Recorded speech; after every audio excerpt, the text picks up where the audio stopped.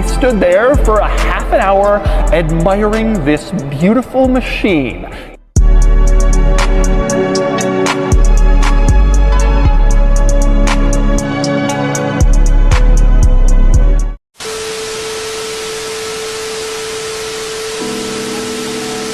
Assalamualaikum warahmatullahi wabarakatuh. Kami dari mahasiswa Institut Agama Islam Negeri Pontianak, Fakultas Tarbiyah dan Ilmu Keguruan, Prodi Pendidikan Guru Madrasah Ibtidaiyah, kelompok 1 semester 3. Di sini kami akan memenuhi salah satu tugas dari mata kuliah konsep dasar dan materi PPKN.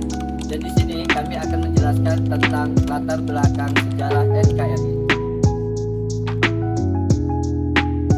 Adapun pengertian dari Negara Kesatuan Republik Indonesia atau disingkat NKRI adalah suatu wilayah negara kepulauan besar yang terdiri dari ribuan pulau dan diapit oleh 2 samudra dan 2 benua, serta didiami oleh ratusan juta penduduk. Di samping itu, Indonesia memiliki keanekaragaman budaya dan adat istiadat yang berlainan satu sama lain, dan tercermin dalam satu ikatan kesatuan yang terkenal dalam sebutan Bhinneka Tunggal Ika.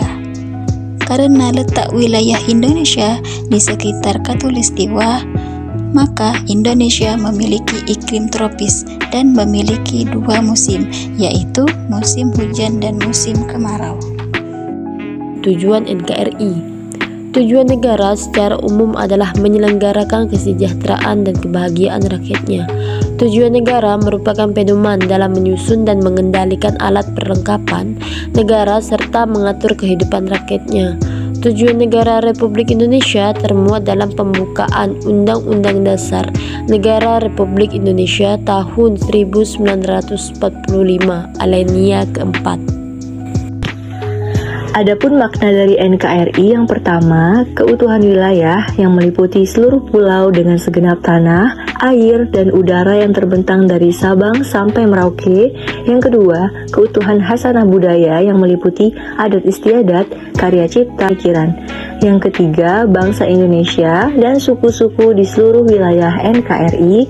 Yang keempat, keutuhan sumber daya alam yang dimana meliputi seluruh kekayaan alam berupa barang. Yang kelima, tambang, flora, dan fauna beserta seluruh plasma nutfahnya. Yang keenam, keutuhan penduduk atau sumber daya manusia yang meliputi keutuhan orangnya, statusnya, keselamatannya, bahkan kesejahteraannya. Tentang sejarah NKRI. Sebelumnya, teman-teman pasti tahu sejarah NKRI itu apa. Sejarah NKRI ialah ketika wilayah ini dijajah oleh berbagai bangsa dan dihisap semua kekayaan alamnya, dan diberdayakan semua penduduk untuk kepentingan bangsa penjajah. Menimbulkan perlawanan dari rakyat Indonesia, maka bangkitlah perlawanan dari seluruh pelosok negeri silih berganti bagaikan api tak kunjung padam. Perlawanan bangkit di mana-mana, menaburkan benih kepahlawanan di seluruh persada Nusantara. Hasanuddin, Sultan Agung Pangeran Diponegoro, Imam Bonjol, Sultan Agung Tirtayasa, Patimura, Teuku Umar, Cut Nyak Dien, Sultan Hamid, dan lain-lain, tak terbilang banyaknya adalah pahlawan-pahlawan kusuma bangsa yang dengan gagah berani menyambung nyawa melawan penjajah. Pergerakan nasional yang muncul di sekitar tahun 1908 menyadarkan rakyat bangsa ini akan perlunya membangun sebuah negara merdeka dan menjadi tuan di negeri sendiri.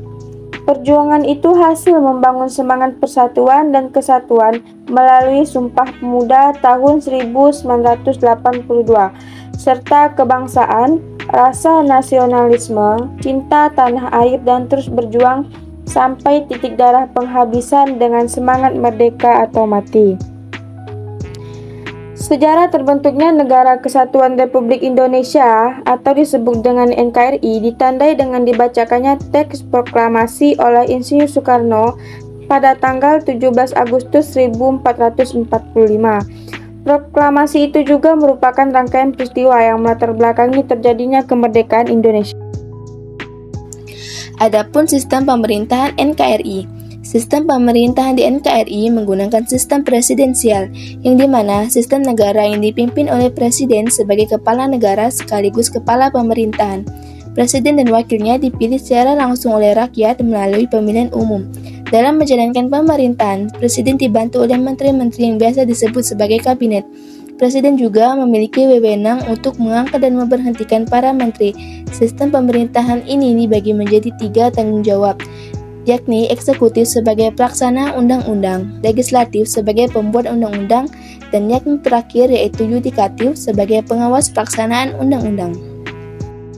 Ada beberapa fungsi Negara Kesatuan Republik Indonesia. Yang pertama yaitu melaksanakan ketertiban. Fungsi negara sebagai penertiban, yaitu untuk mencapai tujuan bersama dan mencegah bentrokan-bentrokan di dalam masyarakat sehingga masyarakat tetap stabil. Adapun fungsi yang kedua yaitu mengusahakan kesejahteraan dan kemakmuran rakyat. Fungsi ini dianggap sangat penting terutama bagi negara-negara baru. Pemerintah Indonesia menerapkan fungsi ini ke dalam bentuk repelita (rencana pembangunan 5 tahun).